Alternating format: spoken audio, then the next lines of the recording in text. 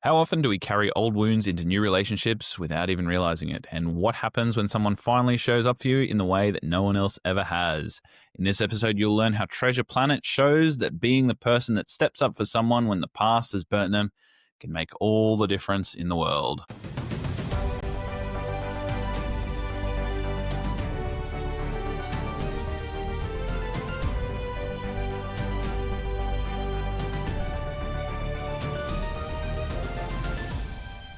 Welcome to the Fandom Portals podcast, the podcast that explores how fandoms and film can help us learn and grow. I'm Aaron, a teacher and lifelong film fan, and each week on the podcast, we explore the stories we love to learn more about ourselves and the worlds that shape us. As always, today I'm joined by Brash. Rackham. How are you, Brash? Hello, I am very well. Good to have you here, Brash. And we are here to talk about the third movie in our theme arc of Failure Isn't Final, where we talk about the movies that aimed high, stumbled, but still have something to teach us. From the misguided epics to misunderstood visions, this series will ask, what do stories that failed to find their audience teach us about ourselves? This week we are doing a community pick, Brash. We did a poll on our Instagram that lasted for, it was a fight bracket. Like one of those cool fight bracket things. We did one of those. Yep. And you guys voted for this movie. And it was this and 8 others or something like that. But this one came out victorious. It's Treasure Planet from 2002. So that's the movie we're doing. And before we get into our most valuable takeaways and to talk to you about what we're going to be focusing on for this episode, just to ground you, Brash is going to give you one of his famous synopses. So without any further ado, Brash, tell us all about Treasure Planet from 2002. What can I say? Treasure Planet, a space adventure featuring teen angst, pirate shenanigans, and questionable parenting. A long time ago, in a galaxy far, far away, Jim Hawkins, a teenage disaster with great hair, is busy perfecting his life's passion, extreme sports that will inevitably cause property damage. His hobbies include brooding, skating on solar-powered death traps, and brooding while skating on solar-powered death traps. His life changes when a dying space pirate literally crashes into his workplace and hands him a glowing orb that essentially says, "Hey kid, want an entire planet made of treasure and danger? Press here." Naturally, Jim opens it, revealing a story long told to him by his mother. Jim ends up joining a magnificent steampunk space galleon, which is captained by Captain Amelia, a feline woman who is 90% charm, 10% sass, and 100% out of Dr. Doppler's league, no matter what the universe. The crew, imagine hiring for a normal job, but your applicants pool is exclusively people you'd never let house sit your plants. They're all pirates, every single one, except for Dr. Doppler, who is what you get when you cross a golden retriever and a Victorian astronomer. Most suspicious of all is John Silver, a cyborg cook with suspicious number of mechanical limbs and the vibe of a man who's definitely mutinied before breakfast. But he's also gives Jim actual life advice, so it's confusing for everyone. Jim and Silver, this is definitely therapy arc. Silver is told of Jim's absent dad, and Silver's just like, fine, I'll do it myself. What begins as I will 100% betray you quickly turns into the most heartwarming father-son bonding montage in Disney history. There are lessons about responsibility, tough love, emotional eye contact, and shared trauma of having to deal with a malfunctioning robot who speaks exclusively in chaos. Silver and Jim bond so hard that even the audience forgets Silver is in fact planning piracy. And everyone who watches the movie now says, why did this masterpiece flop? Well, because the universe saw greatness forming and said, absolutely not. Treasure Planet is like that beautiful, misunderstood friend who peaked after high school. Box office disaster, absolutely. A cult classic, without a doubt. If they ever made a live-action remake, I think we'd all go feral. Very, very true. I think the biggest thing for me is definitely that animation style, which we'll probably talk about very, very soon. But a lot of compelling characters in this one, Brash. A lot of compelling characters, some of which will feature in our most valuable takeaway, which was that sometimes the greatest treasure is being someone who helps another recognize the wounds in their past and showing them that some kindness is needed for them to move forward. into who they're supposed to be. We're going to look at themes in this one, such as like coming of age through connection. We're going to look at some aspects of fatherhood, masculinity, and the expectation of boys through the characters of Silver and Jim. And we're going to look at specifically in terms of like men and fathers, the balance between ambition and compassion. And we're also going to look at the power of like one impactful relationship on anybody's life, whether it be a boy or a young person that you're helping or a friend. So the power and impact of that one person. That could be you, or you might be the one receiving it. So that's our MVT, and we're going to look into that very, very soon. But Brash, first thoughts of this amalgamation of 2D and 3D animations. We'll start off with a Threads commenter, MXXTCH. I don't know how to phonetically say that. It says, it's certainly one of the few animated Disney features that actually deserves a chance for a live action remake. Yeah. I see that. Well, see, it is probably one of the Disney's greatest animated films. Let's be honest. But like, there's also other ones like you can't go past like Lion King. Oh yeah, like that's like one of the all-time greats. Yeah, I kind of watched this one and I hadn't seen it for a really long time. I probably watched it when I was 13 or 14. Didn't really hit. It was just like a video store rental. But then I watched it now, and I think the fact that I am now like a father and I work at a school with kids and I see these kind of relationships happening all the time, or these kind of patterns in young boys happening all the time. I think it hit me a little bit harder this time when I watched it.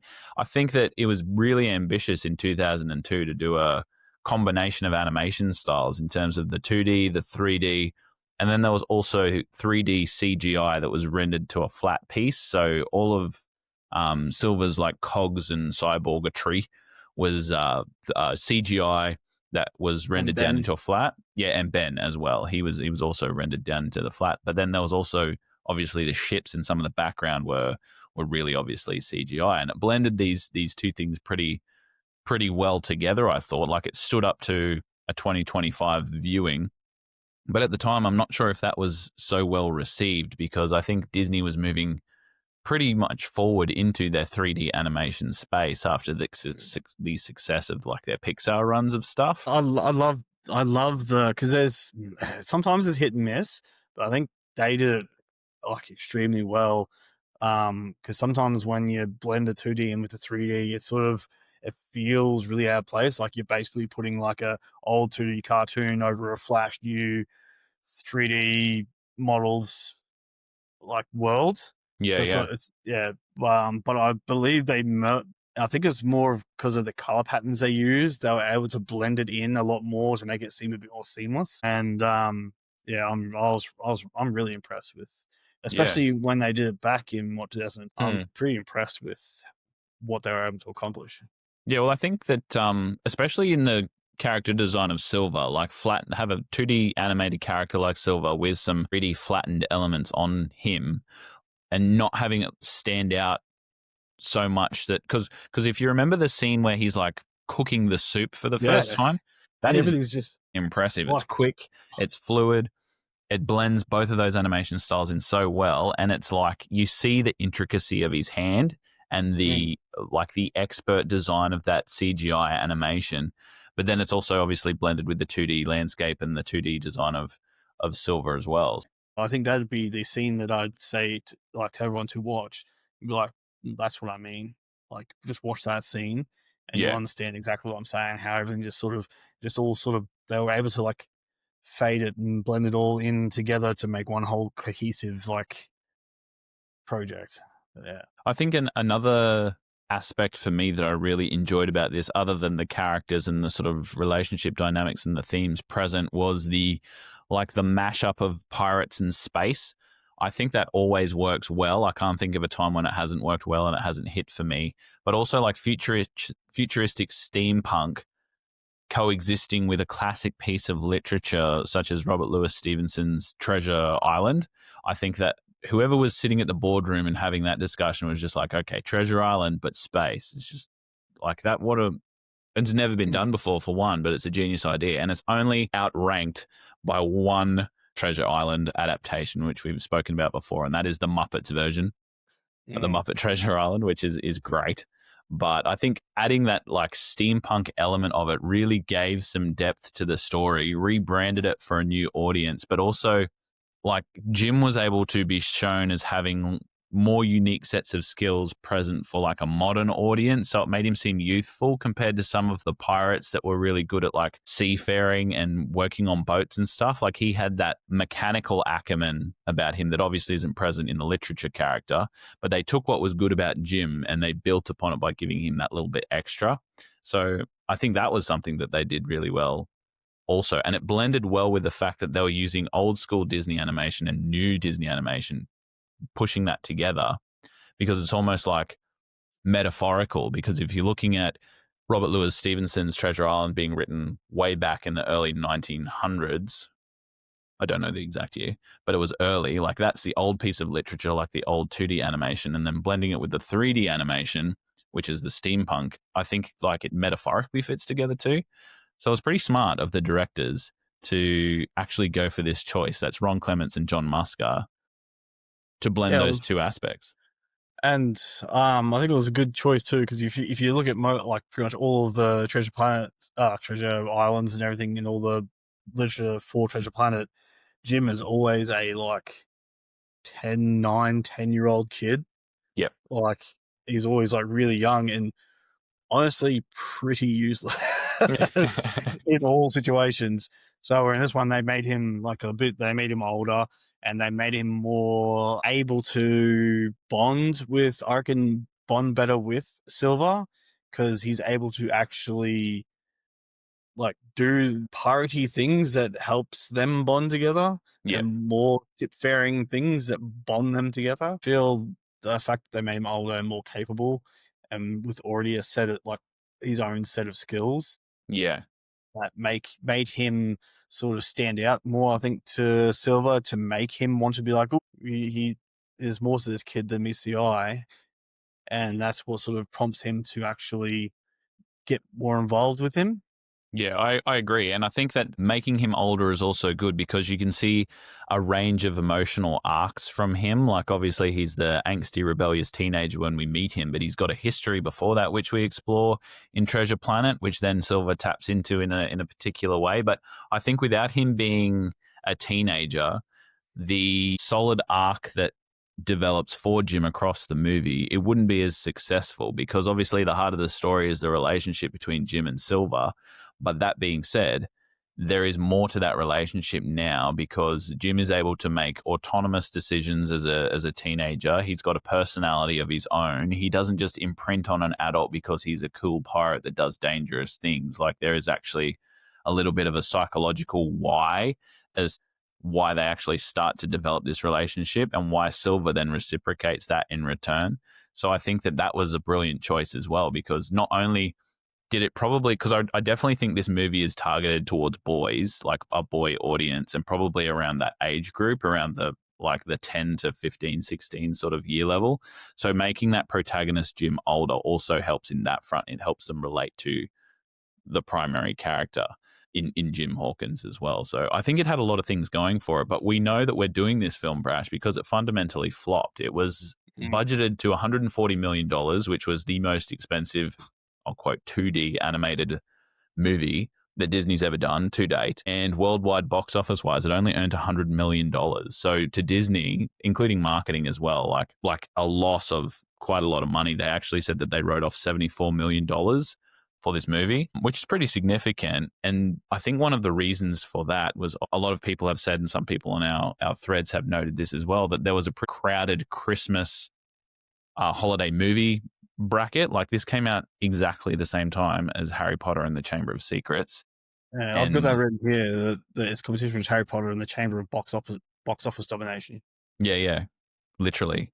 So it 100% had lots and lots of competition to try and stand out in on a Christmas sort of market. And I think like we had a threader, Marshall Fisher 03. They said they totally kneecapped it for no reason.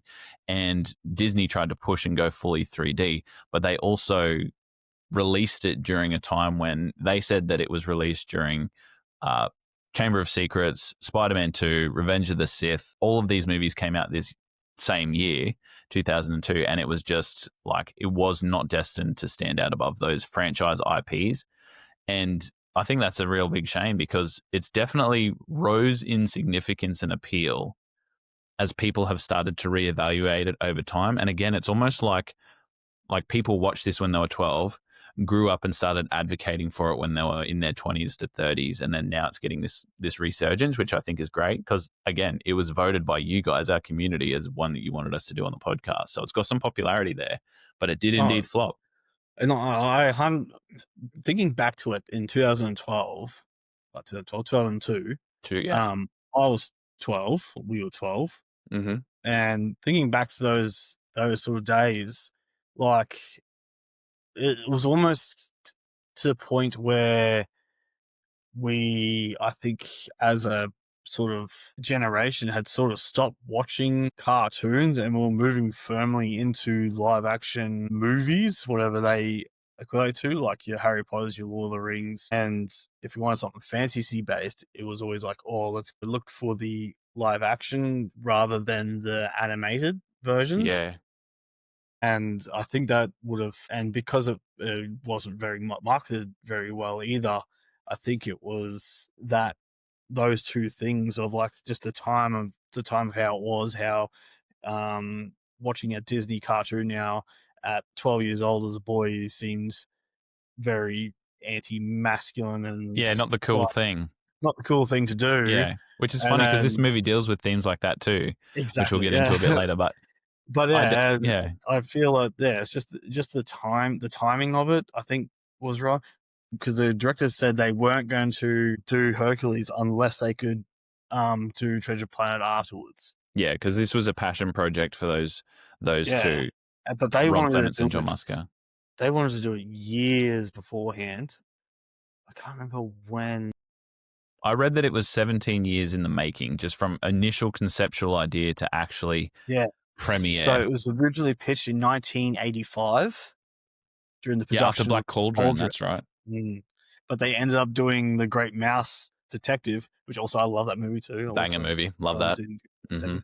Yep, And then they tried again after directing The Little Mermaid, and then they said no, and then they instead had to do Aladdin. And then after directing Aladdin, they're like, "Oh, can we do it again?" And like, "No, we want you to direct Hercules." And they're like, "All right, fine, we'll do Hercules, but we'll only do Hercules if we can do Treasure Planet afterwards." And yep. then finally able to do that. So, and like Hercules was like what 1997. So then like, yeah, what, 5 years later they able to bring it out and bring it to life. Yeah, I think this one was actually also more obviously experimental in terms of its animation, and I think that might have put off some like Disney traditionalists, you might say, because they were either always fully in the 2D camp or fully in the 3D camp, and this mixed both. Yeah, With that being said, though, Disney's always merged some form of computer animation, even the early classics, like the just see scene when Aladdin Aladdin, when he's going through the Cave of find the Wonders, as cave. it's, yeah, that's the earliest, and even the Beauty and the Beast ballroom dance sequence. They've always Yep. sort of merged them well, but I think this one was more outward in its expression of, hey, we are actually merging these two sorts of animation styles. And I think like maybe that's a reason as well. But yeah, I think that the like you could say that there might have also been an ambiguous target audience. I think it was definitely for boys and teenagers, but that also might put off some people because, as you said before, teenagers going to see animated movies might not be the thing that happens. And marketing this as like an adventure or a generic adventure movie may not have been the right course of action if that's the target audience you're going for. So I think there was definitely some difficulties in terms of how this was portrayed. But I'm just sad to say and sad to hear that because of this like flop status, it's not getting a second look in terms of a live action remake. Honestly, I don't know if I'd like one. Oh, I'd watch it if it came out, but I don't Yeah, think this 100%. needs one. Yeah, it depends on what Um, they do with it. Like if they go sort of down like the Lion King, Lilo Stitch route a true shot for shot. and just botch it, or if they go like what's the only Disney movie that's actually got a lot of action that's really good? Is there one Jungle yet? Book, the Jungle Book, I Oh like yeah, that Jungle one. Book. Yeah, Jungle Book was pretty yeah, good. Yeah, yeah. They'd have to to do what they did, what DreamWorks did for How to Train Your Dragon. added a little bit. added a little bit, but pretty much kept the whole thing exactly how the animated movie went. Yeah, yeah. Well, we had some conflicting opinions on our threads as well, because as I said before, we had one threader that said this is definitely a Disney movie that deserves a live action remake. Atlantis as well was in that list. And Yeah, then Atlantis is somebody, good. yeah, somebody else said Atlantis could get a live action, and then also not Disney, but Road to El Dorado could get a live action remake. Both of those movies also flopped, by the way. Yep. So I think like all three of those movies are pretty heavily tailored towards boys and less like kid friendly as well. So I think it could have hurt the movies, but I like live action wise, not a necessity for me because I think this story is best told as it sits right now. And I really do like the creative choice to blend those two animation styles for metaphorical reasons, but also like visually it looks good. So I'm happy with how it is. Who'd you cast as Jim? Oh, these days you could go with like Mason Thames, who is like Hiccup from How to Train Your Dragon. You could go with him. You could definitely like if Joseph Gordon-Levitt was younger, who is the voice actor for Yeah. Jim Hawkins, like that's just he's perfectly played. So turn back time and give me that. Another one, I don't know. Maybe one of the Stranger Things boys. Well, I was actually thinking Timothy Chalamet. I don't think he'd do it though. Oh, I probably think not, his but I I think reckon, I his reckon he'd be a good Jim. yeah, I think so too because he could definitely pull off The teenager look.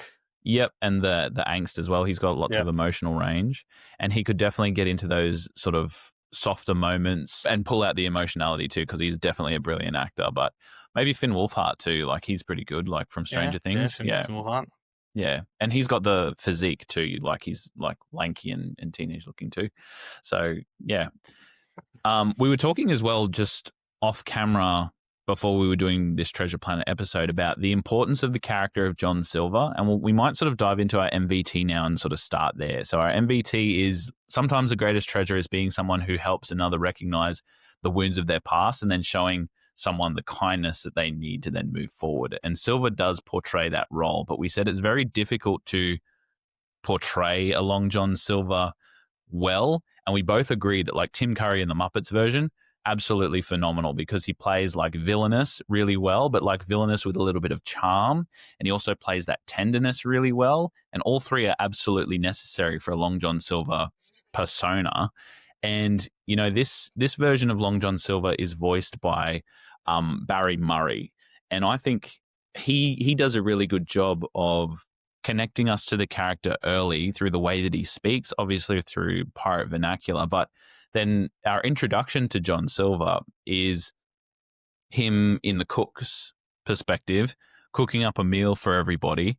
And then the filmmakers do this wonderful thing by pairing him with Morph to show his compassionate side. And he's always like very true and very honest with his opinions. And he seems very welcoming and polite and gentle.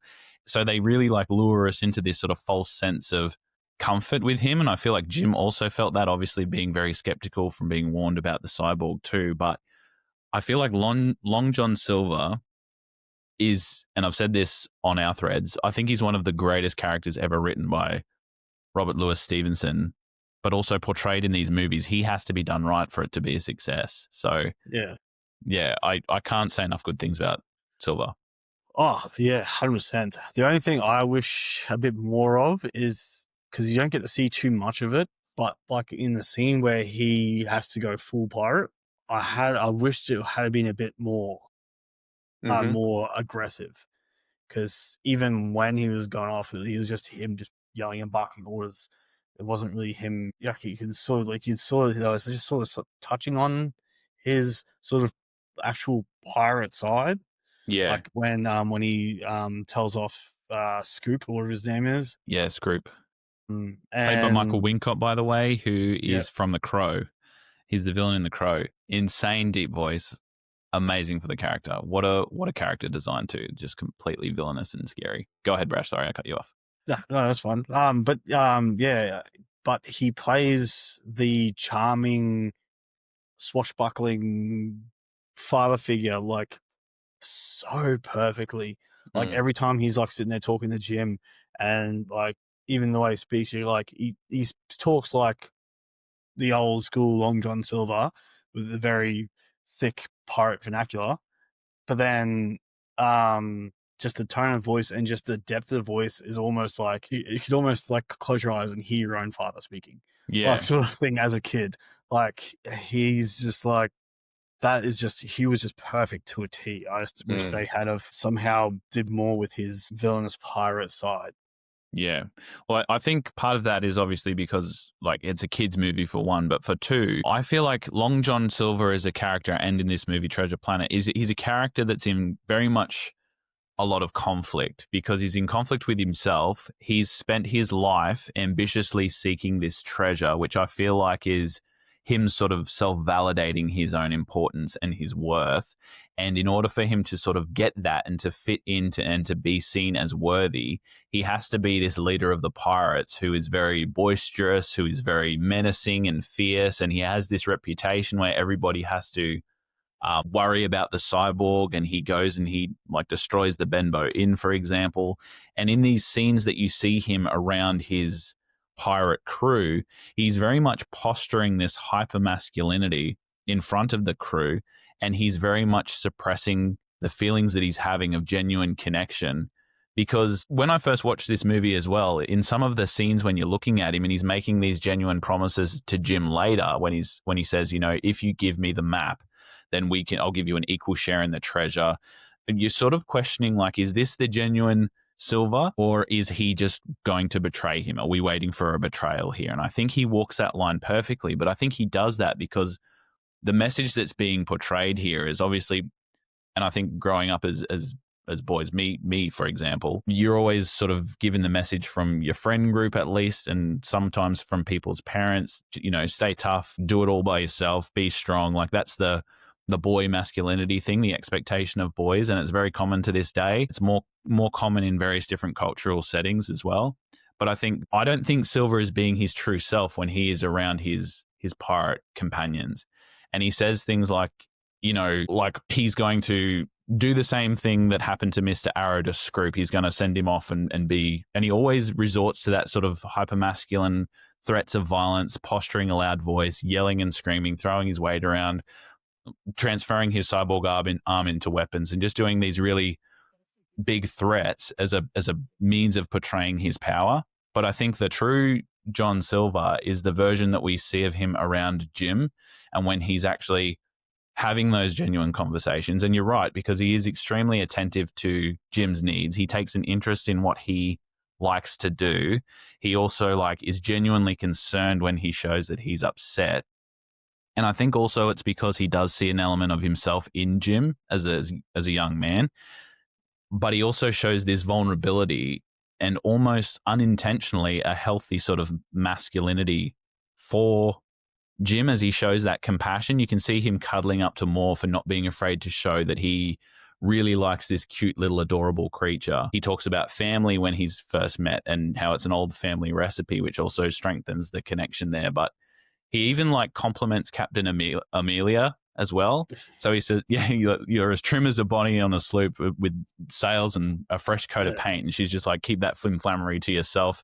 And he's just like, oh, he goes, you cut me to the quick, Captain. I speak nothing but my heart all the time. And I'm like, that's actually probably true about him. Like he does speak honestly in that aspect. So I think for me, John really represents this man in conflict of the man he's supposed to be to his community as what a man should be, and then who he actually is as a highly emotionally sensitive guy who really wants to show this vulnerable side but is unable to because he has this sense of worth that isn't being met, and he feels like finding golden treasure will do that. I especially like the scene where Jim asks him, so how'd that happen to you anyway? And he's referring to his cyborg attachments, and he says, you give up a few things while you're chasing your dream. And then Jim goes, was it worth it? And then Silver goes, I'm hoping it will be. And I'm like, but that just goes to show, you know, and it goes with the metaphor as well. You give an arm and a leg for XYZ, whatever it is. Yeah. And he's given an arm and a leg for this ambition, this treasure, this need to feel worthy, this want. But I also think that he's probably equally wanting that connection which he sees with Jim. Yeah. And like I would have liked, because there's a scene in the Muppets version of Treasure Island where Jim and Silver are talking, and Silver makes a joke or something about Will's father, Yeah. Jim's father, and he's like, "Oh, sorry, boy, I didn't mean to upset you." And He's he's like, I like, was only playing Jim. And he "Yeah, apologizes too, doesn't he? yeah," and he's like, he's like, my father died too when I was young, when I was 8, and he was a first mate." And then Jim's like, "Oh, my father was a first mate as well Mm. when he died." Blah, blah, blah. And then that sort of like helped like bond them, Yeah, it helps them as the make fact that that initial connection. the bond that they're both roughly the same age when they both lost their fathers, blah, blah, and their fathers were both doing the same job. And I think that helped like really cement their bond. And I think something like that probably would have helped me more believe that this villainous pirate would have a change of heart towards this kid, even though you do see like their bonds grow, and he does sort of find this thing. There's no real straight up side by side connection between these two, like sort of like the Jim and the Silver had in the Muppets version. Yeah, yeah. Mm. Yeah, they don't tell us how or why. Yeah, yeah. Yeah. I would have liked to know why he sees a lot of himself in him. Yeah, and I think they do a little bit of that in this movie where like Silver tells him, "Didn't your pup ever teach you how to pick fights more carefully or something like that?" Yeah, And then and he's like, "Oh no, he no, just my dad abandoned us." Blah blah. He's like, "Oh yeah, shit." and he's like, "Whoopsies." But yeah, I think that was them kind of alluding to the fact, and I think Silver does apologize in that moment too. He goes, "Oh, sorry, boy, I didn't know," that kind of thing. But he realizes that Jim has kind of grown up without a father in this aspect. But I also have noted, and it might be me reading into Silver's character a little bit too much, but on a few of the scenes, you can see him just giving these sort of glances and looks that is animated in as well to Jim that shows that he's kind of being introspective. So if he looks like down to the left or whatever, or if he kind of looks at Jim and looks sorrowful, I took that as him being kind of introspective and reflecting on how he is or how he wants to be or how his own emotions or feeling at least a little bit of empathy towards Jim, which is obviously a feeling that pirates shouldn't have, or in this aspect, like expectation of masculinity that isn't appropriate in his particular workplace, because he's very guarded about his interactions with Jim. Like they've been put together to work together in close quarters, and they're always seen side by side. And you can see them in that montage doing various different activities together. But it's even to the point where like Scroop teases Silver about his relationship with Jim. And, one of the last things that Silver says, because, Scroop sees him saying that he's got the makings of greatness in him, and we'll break down that scene a little bit later too. But the last thing John Silver says in that moment to his mates is, "I ain't gone soft." So he's very aware that he needs to sort of keep up appearances in this part of his life. But I feel like that montage does a lot for us in terms of building that relationship between the two, because it's Yeah. a side by side. Like it's a side by side comparison. And not only does it show the wound that Jim has, which is obviously his father leaving and abandoning him, but it also juxtaposes that, pushes it straight together with Silver showing up for him in the way that the father never did. And it never tells us why the father left. It just shows us that he did. And I think that abrupt loss can, like in a child's formative years, it can disrupt a child's internal working model to the point where they're not able to trust or be emotionally ready for other relationships, or they have this heightened expectation of disappointment and rejectment, and they can later develop rebellious or self-isolationist behaviors to the point where we see that in Jim. Like he grows up to be this rebellious, risk-taking young man who's brought back to the Benbow Inn by the mechanical police.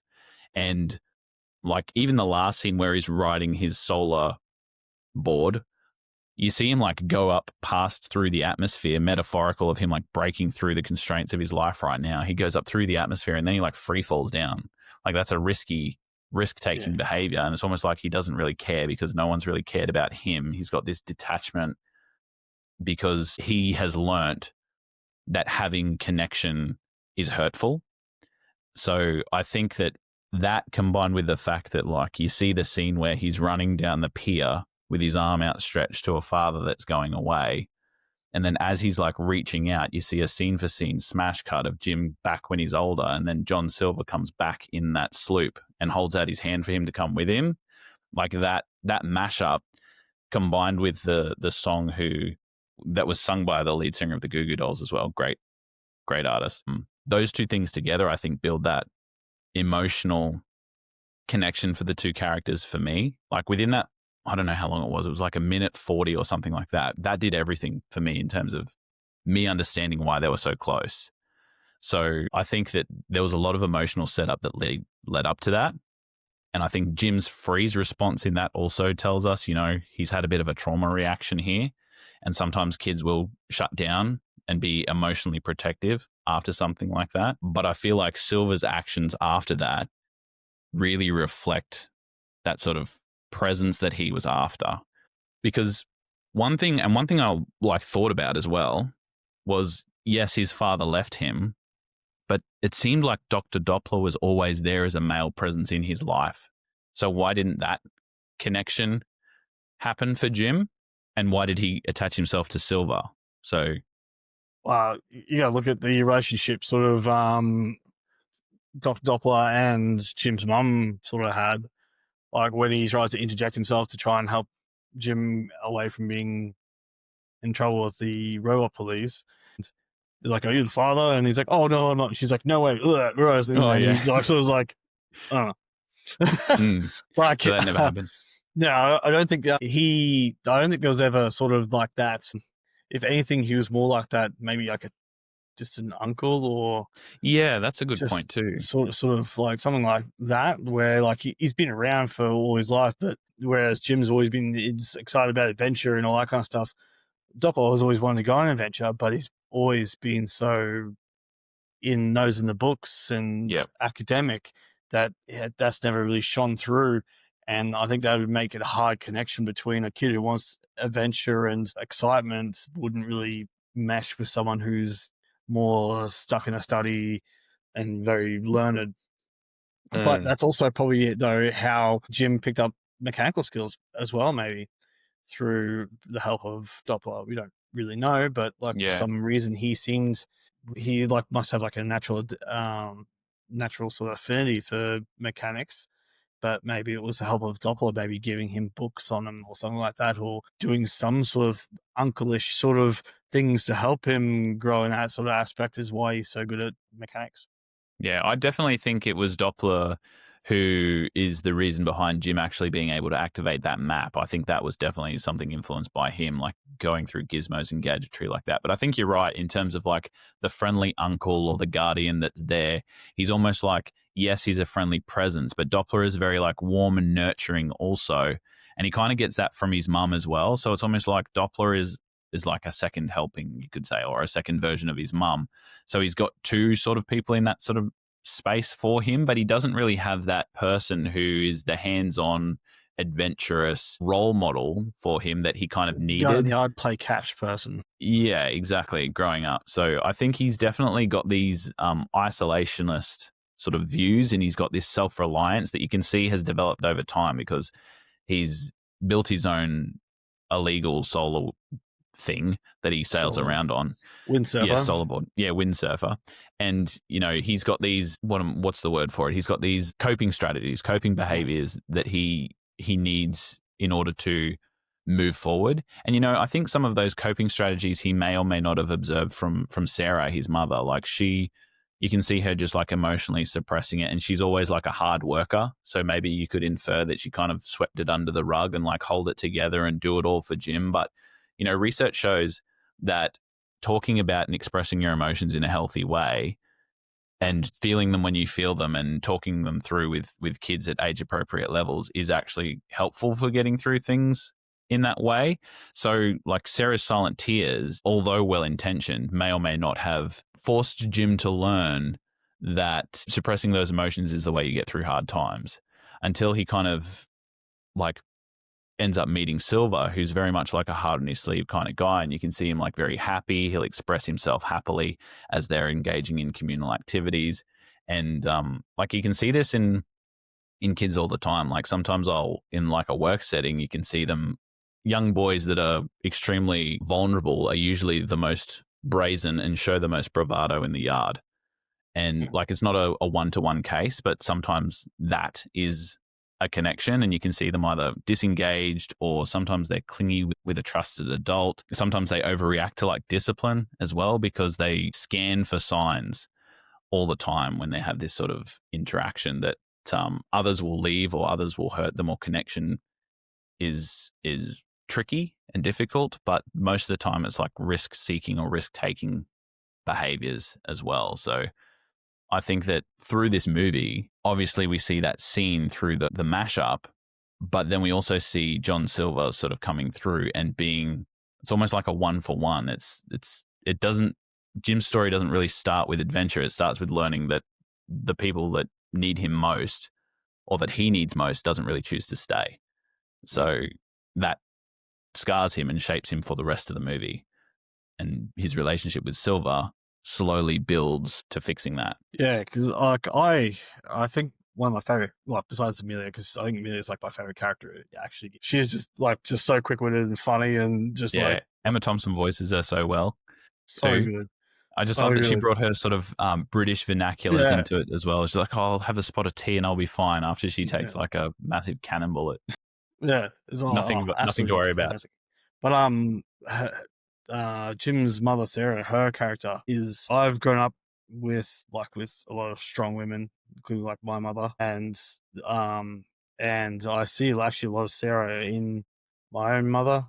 Mm, She's very strong willed and very like emotionally like keeps it all in, won't let anything out, no matter how tough it is, no matter how much of a little prick I was when I was a kid. Yeah, and I think watching it back in the day, I was just like, oh yeah. But then watching it like now, especially like today, and like I know a lot of like I know a few mothers who are probably the strongest people I've ever met in my life, just mm. purely the amount of work and their work ethic that they do and they put in with little to no real give back. It's just yeah, I'm always now that extra appreciative of characters like Sarah in Yeah, these shows who um sort of do their best, the best they can all the time. And like you can sort of see Jim, like she, even though he never had that sort of father figure, Jim isn't like, because they try and make him out to he's be a troublemaker, but he's not like really a troublemaker. he's got a kind He heart though. That's the thing. Yeah, Like, he's acting out, but you know that he's a good kid. and his acting out was he wanted to skateboard through the mall, Yep, like he did exactly. like Like, he's not he hurting didn't he's people. like, yeah, he didn't want He's to go not out to hurt cruel. people. He wanted to go out to like do anything like that. It was just that he wanted to do something dangerous because he feels like he needs to do that to be tough and get by and get through it and seek that sort of adventure that he's been craving for. And I think then John helps him bring that out. And then when John eventually betrays him again, when he realizes that he is that pirate that Billy Bones warned me about, he sort of, instead of him sort of falling into that sort of depressed, how could you? He sort of took the lessons that Silver taught him, and then also took lessons he took like growing up with his mother, who's a strong character, and was like, you know what? Screw you. I'm happy with who I am and who I've got. I don't need you. I'm strong on my own. And he sort of proves that towards the end when he sort of stands up to Silver. Yeah, yeah. When he says, what does he say? There's one thing that you taught me, and it was to stick with it, or something like that. But I Yeah, feel like you're right. It does also come from Sarah, to the point where he has enough determination within himself, and obviously emotional drive, to then go ahead and like change his future, or work towards a future and work towards his dream. Which, let's not forget, like, Sarah was the one that told him the bedtime stories in the first place and yeah, encouraged the, like, in quotes, legend that he believed was true. So the seed of that adventurous spirit definitely belongs in Sarah, I would say, yeah. And as well. So I think Jim's character, especially when he was younger, mistaked that seed from the father that had been him, because his father went off to go on adventures. mm, And he probably mistake that his father would rather have adventures and go off and swashbuckle than be there with his family. And I think that's the sort of the seed of why when he does all his windsurfing on the solar kite surfboard, why it's so dangerous, and he's so like, because he's trying to chase and see what that thrill is. That Yeah. is so compelling that it made his father leave and go off on an adventure. Yeah. And That's so well said. I think and you're absolutely right there. and then I think he realized later on that it wasn't, in fact, his father. It was his mother and the people around him who encouraged him and made him who he is. Yeah. And I think that's definitely the case, especially in that moment where, you know, he is putting a lot of stock in Silver. And I feel like it's for good reason. Like, Silver is definitely someone who's investing time with him. But when they do encounter conflict, Jim and Silver both kind of fall into old patterns. But I feel like Jim moves through it a little bit easier than Silver, because Silver goes back to his hypermasculine kind of yelling and posturing as he does. And, you know, he says, if it's not done, if I don't have that map in my hands by nightfall, I'll like blast you with all the cannons that we have on the ship. So he definitely falls back into those patterns, because I feel like he's been posturing or being this version of himself that really isn't his true self for a little bit longer than Jim. And Jim definitely sort of takes that into account as well. But before all this happens, I think that the turning point scene for both of these characters in terms of Jim and Silver is that scene, You've Got the Makings of Greatness in You. Just like that scene between those two after a traumatic event, because in the movie, obviously, Arrow is lost to the black hole and Scroop is the one that cut his line, but Jim was responsible for the lines. So, and you know, Silver has this inkling that that is what occurred. Scroop cut the line, but Jim is feeling very guilty and very forlorn at the aspect that this lost pirate or this lost crew member may What's his actually fault? be his fault. And I think the best thing that Silver does in that scene was, obviously he's there for Jim, but he models this thing that we call like co-regulation, where, you know, if a child shows distress and a caregiver's attuned to that response, they can either escalate or soothe the response based on how they act. And he kind of stayed calm, he stayed steady, he was in proximity, and he offered like a really genuine, heartfelt compliment.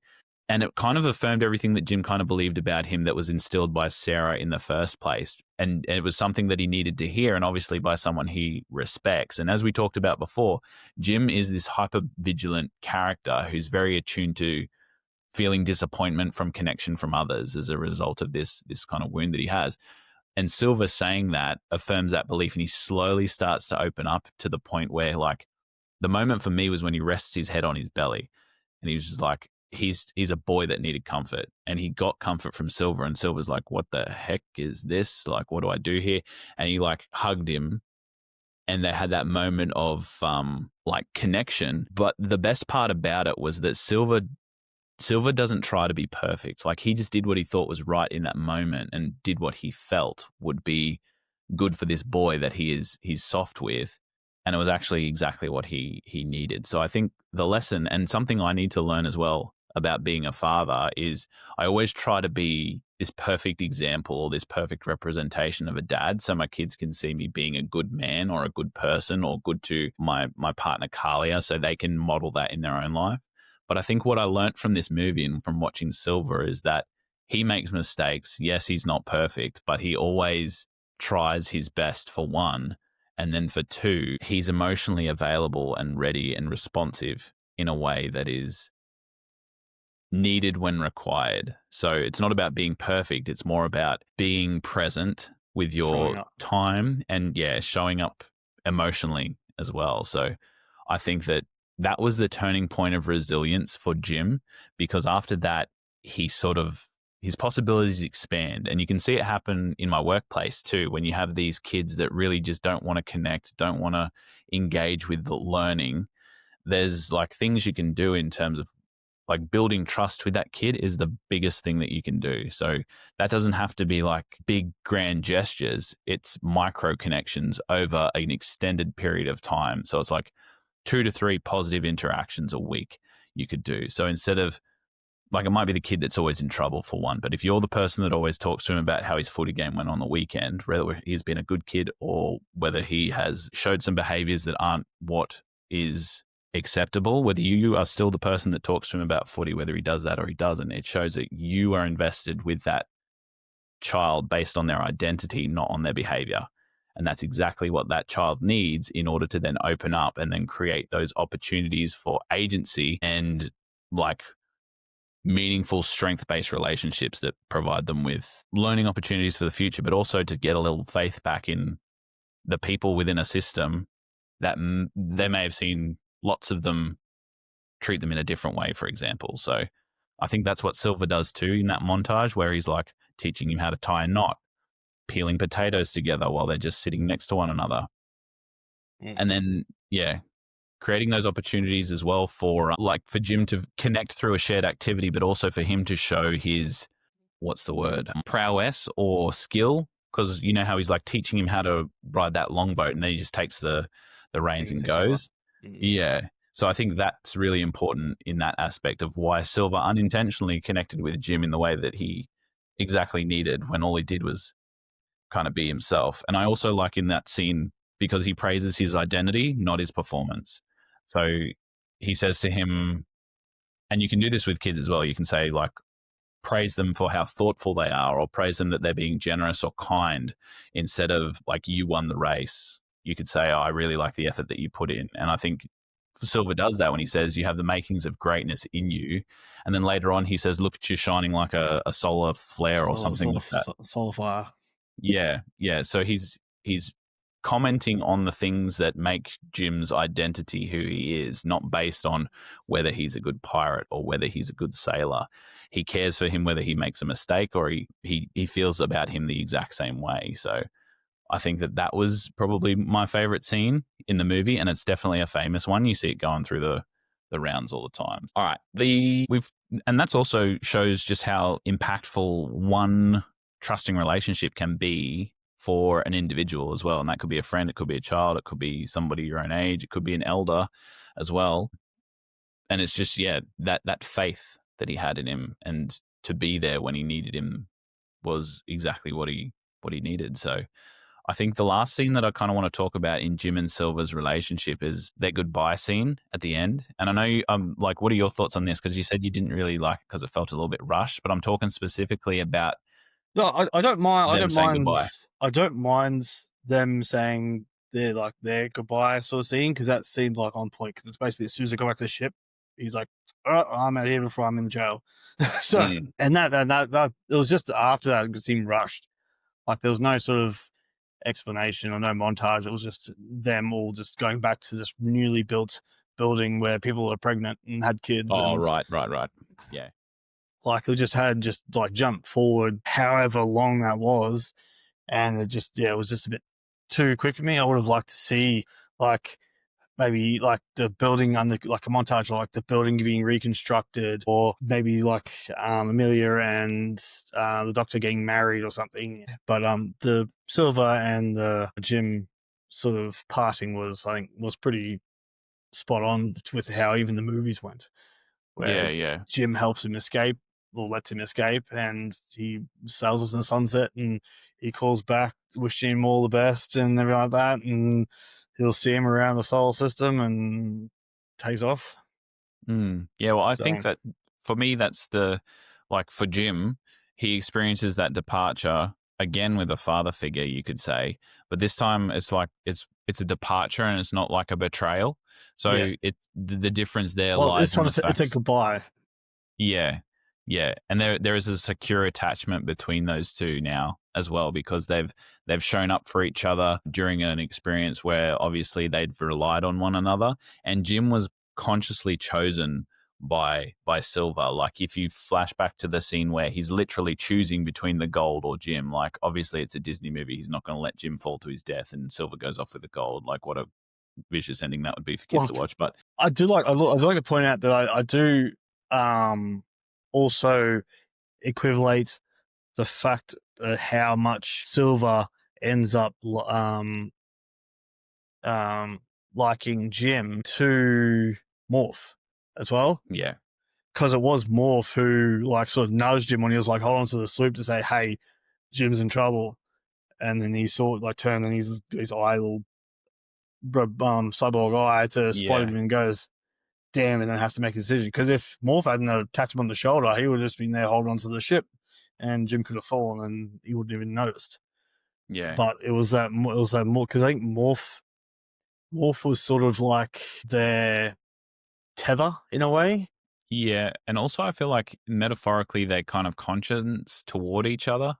Because if Mm. you remember that scene where they're fighting over the map, and then, And they're like, yeah, um, come here. And they're both like yeah. telling them, well, that was ad lib too, that scene. Oh, was it? Yeah. Yeah, because I think that shows like that they're wrestling obviously with the affections of Morph, but also with what they're sort of going for, like the map or Mm. the connection with Morph is what are they going for? The Yeah, connection or the well, map. So who has a strong connection?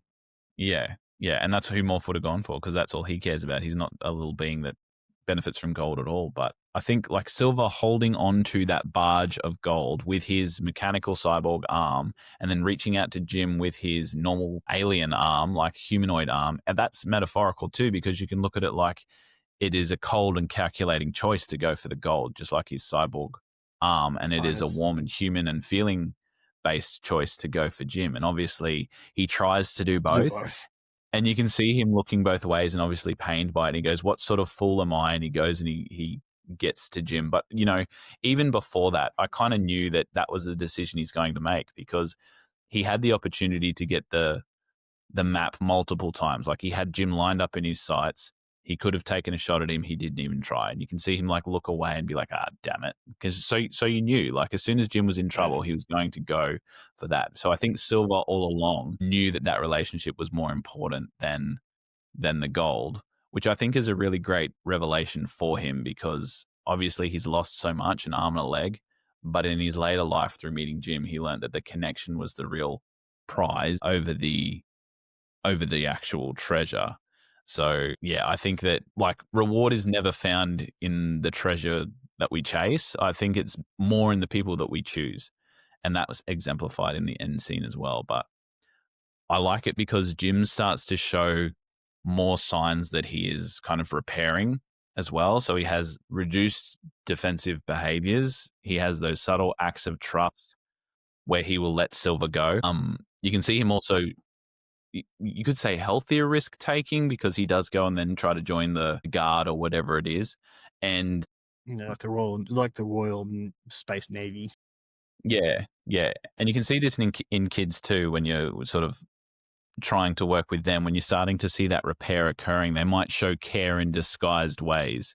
So, like, they might bring you like something small, like you could find a snack on your table or something like Mm. that as a teacher, or you know, they could ask you or call you a nickname that you're not used to. Like, for example, Jim calls at the end, he's just like, "See you later, you scallywag," or something like Mm. that. So he's showing that care in disguised way, showing he's opening up to that the fact of the relationship, but also visually, I've seen a lot of posts that show Jim at the start of the movie and he's wearing like all black and a really dark vest and coat and he's just like really full on into himself and he has animated bags under his eyes. And then combine that with the ending image where we see him all in white in very pristine sort of outfits. His face looks less forlorn, like he's got that sort of repair happening and he's letting himself be seen for positive things. Like he's showing up more authentically in the world. He's not showing any sort of sadness. He's happily taking part in events at the Benbow Inn where you can see him like dancing around and enjoying cake and he's also like being vulnerable in moments with Silver, like they both cry. But interestingly, you see Silver as well. He's just like, oh, I must have some grease in this cyborg guy. So you Yeah. can still see that he's just like still too masculine to cry or all habits die hard, but you can see his connection there with Jim is growing. So these are two characters that are transformed by each other. And I absolutely love that because I'm a character guy. And I think that there is so much to learn from these two characters, but especially Silver. Like I feel like I relate to him more as an older person now than I did way back. Because yeah, Jim was my guy when I was watching the Muppets one, and then now it's Silver. So funny how things like that change. So I'm still on the thought. So you feel he was changed man and all thing.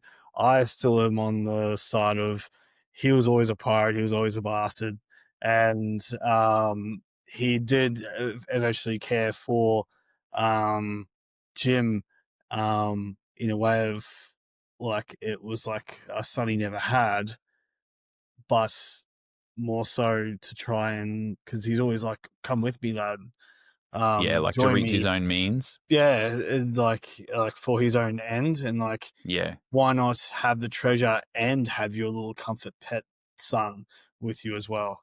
Well, that's definitely what he went for through the middle of the movie, and then definitely Yeah, until because the like end when he made even that at the definitive even choice. when like if I wanted to be more convinced that he genuinely had strong emotion, was always going to choose Jim when they're going to shoot the ship down. I would have liked to like more him to be that accidental worry come out of him and him be like, "Don't shoot, he's on the ship." And then when they sort of like his pirate crew are sort of look at him when he's like, "He's got the map, we'll lose the Yeah. map." Like I Yeah. would probably be more convinced there, but his strategy is just like, "Don't shoot it, they've got that, we'll lose the map." And then that, yeah, See, I took it that way. I took it the first way that you said initially. When you said it that way, I was kind of looking at Silver going, oh, he's saying that he shouldn't shoot Jim's ship down. And he's using that line afterwards to cover up the fact that he really just doesn't want to shoot Jim because he had the opportunity to shoot him before that and he didn't, mm, for one. But then also, like, at the end when they're coming up with their escape plan. One thing that Silver does then is like he advocates for the adults in the room to trust Jim and his ingenuity to get them out yeah, of the yeah, into issue. the portal. Yeah, so I feel like he does have that faith in him to the point where like, and there are definitely moments I do agree where you do wonder whether Silver's allegiances lie with the gold or with Jim. Well, I mean, that isn't the point though. Isn't that the That's the point? point That's the whole point. exactly, and I think for the audience, that's the dance you do, and it's the exact same dance I did honestly with Jack Sparrow when I Mm, watched Pirates of the Caribbean. I was like, is this guy on my side or is he going to betray? Like, and I think that's the beauty and why I love pirate media mm, so much is because it's just that you never know yeah, where the human whether it's too far buried to come out or whether it is like hiding under the surface to all this posturing and false masculinity. But I think in this case, I like to believe that Silver was an advocate of the relationship with Jim from the start. I feel like he was a good guy that and he probably did exactly what Jim did. Like he made these reckless choices in order to fill something like a hole that was in him. Like in the Muppets version, we know that Silver's father also died or left, so maybe he was also doing that risk taking behavior in order to fill that void. mm. And he always was that sort of sensitive soul underneath. So I like to see Silver in that sort of light. Well, But there was a possibility we could have saw that mm, for Treasure Planet 2. Because was there going to be a two? yeah, there was going to be two, and it was going to show partially Silver's backstory, and then jump into um the after Treasure Planet where Jim was going to reunite with Silver to take down Ironbeard, which I'm assuming would Oh, be like okay. the Blackbeard equivalent for Yeah, um the Edward that's Teach of Treasure Favourite Planet Teach version. of Treasure Planet, who was going to be voiced by William Dafoe. Oh, that would have been sick. Yeah, and it So, definitely wouldn't clash because obviously Michael Wincott would be gone with Scroop, so the voices he's got because a very similar voice. I think from what I read, and Ironbeard already had a history. I think it was Silver and his actual had a love interest, and Mm. he sort of forgoed her and sort of left her behind to go join the pirate crew of Ironbeard. And then after several raids in that, and how vicious and how cruel and how much Ironbeard, how cruel and vicious he was, and how much he skimped everyone else on payment except for himself, how much he took for himself and not gave to the rest of the crew. Silver tried overthrowing him, and Ironbeard cut off his arm and his leg, Arm and his leg. Yeah. and probably I'm going to assume his eye as well. And Yeah. because Ironbeard's also a cyborg, well, he was human Mm. and then eventually became more and more cyborg as So he the would have years been more went on. machine than Silver was.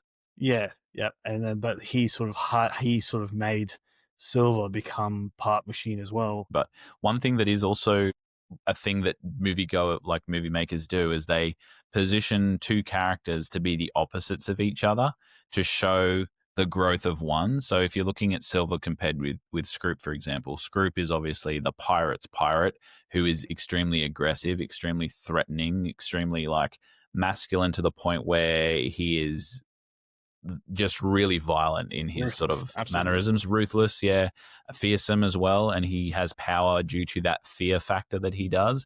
Whereas Silver is presenting as that, and I feel like that's the opposition that the audience sort of sees through these two characters. Silver presents as that, but really you see that underside to him where he's got that kind heart and that gooey center, and he's got that love for Morph.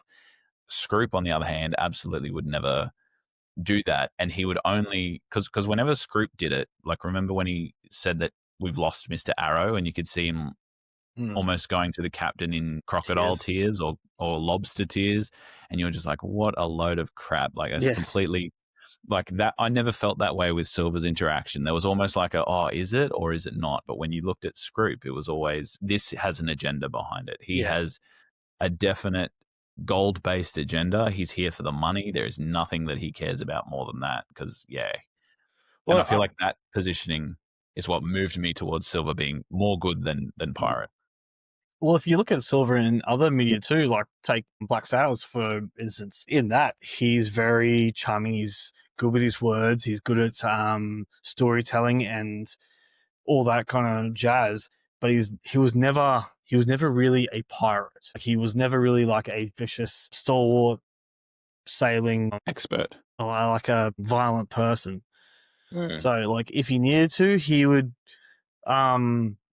defend himself, and if he needed to, fight when he needed to. But he was always more so using his words and using his ability to persuade others to get on his side. And I think even in Treasure Planet, he is the same. Like he's very good at manipulating and using his words to get what he wants. So like convincing like the rest of his crew that he hasn't gone soft, Yep. and using that by being all bravado and saying how he'll cast Scrooge out into the thing like he did Mr. Arrow, and like more threatening rather than that, even though he does have the mechanical side to back it up. Like you can see, and I think with if they had it on the second one and you saw his backstory, you would have seen how like he wasn't really like that kind of a vicious pirate like Scroop is, like the Iron Beard character would have been, and he would have been more like every other sort of iteration of Silver, where he's more charming rather Yeah. than a ruthless person. I first before we move on from that, I just want to shout out Luke Arnold, who's an Australian actor who does play John Silver. Oh, Very so talented good, man. so Yeah, good. he does play a really good part in Black Sails. So if you haven't checked it out, go and check out Black Sails if you like pirate stuff and give some love to Luke Arnold. Also a great author. He's wrote some really good urban fantasy books. But yeah, with the John Silver, in the actual original novel, it is always portrayed that he is the one that ends Arrow or kills Arrow in some sort of way. And every version I've seen, whether it be the Muppets version or Treasure Planet, has steered away from that. And I feel like they do that intentionally because that would divide the audience in terms Yeah, of yeah, whether they think that Silver was a good man or an evil man. Like killing is a pretty definitive you're a because bad you could be person. like, yeah, he cares for Jim, but he also killed Arrow. So what are we? Yeah, I can't like him. So I think that's a smart choice when you're talking about from book adaptations. I'm not sure how it played out in Black Sails, but I do know that was definitely a change that they've made from here, and it probably would have made him seem more ruthless. But I think at the cost of that would have been the loss of the relationship arc that he had with Jim and Silver, and the audience believing that too. So, all right, let's go to Rate It Brash. Let's do that. All right. So for me, I'm not beating around. I gave it 5 out of 5, which if you're a Fandom Portals person, this is probably like the seventh movie that I've given 5 out of 5. So I want to thank you guys as a community for voting it in. I hadn't seen it for a while. I'm not sure, like if I saw this when I was a bit younger, I may not have given it as much as I did, but I love the combined animation style. I love the relationship between Jim and Silver. 5 out of 5 is what I gave it, and I'm proud to say it. Brash. 4 out of 5. No, sorry, 4.5 out of 5. Okay. Because that 0.5 is pure because I didn't like their rushed ending of them just having a party and people have kids. All right. So with a 5 out of 5 from me and a 4.5 from Brash, this has an average of 4.75. So this is second in our fandom portals honor board. It is second after Forrest Gump, and it has knocked Guardians of the Galaxy Volume 3 down to third place. So with that in mind, like, hard to believe it flopped initially, but also there is definitely a resurging audience for this movie. I did also watch this with River. His favorite was Jim, and he's getting to that age now. This is moving into my gratitudes too, actually. So we'll move into the gratitudes. Yeah, grateful that River and I are starting to watch movies together, sharing something that I love with him, and he also loves watching movies. Um, and you know, he also kind of humbles me to the point where, like, I feel like through my work I've got all this expertise in how to deal with children at various different developmental ages, and I can help them in whatever they're going through. But like, he has this really good way of humbling me and making me realize, like, wait a minute, bro, you don't actually know that much, because every kid is different, and obviously there are still lots of things that I have to learn.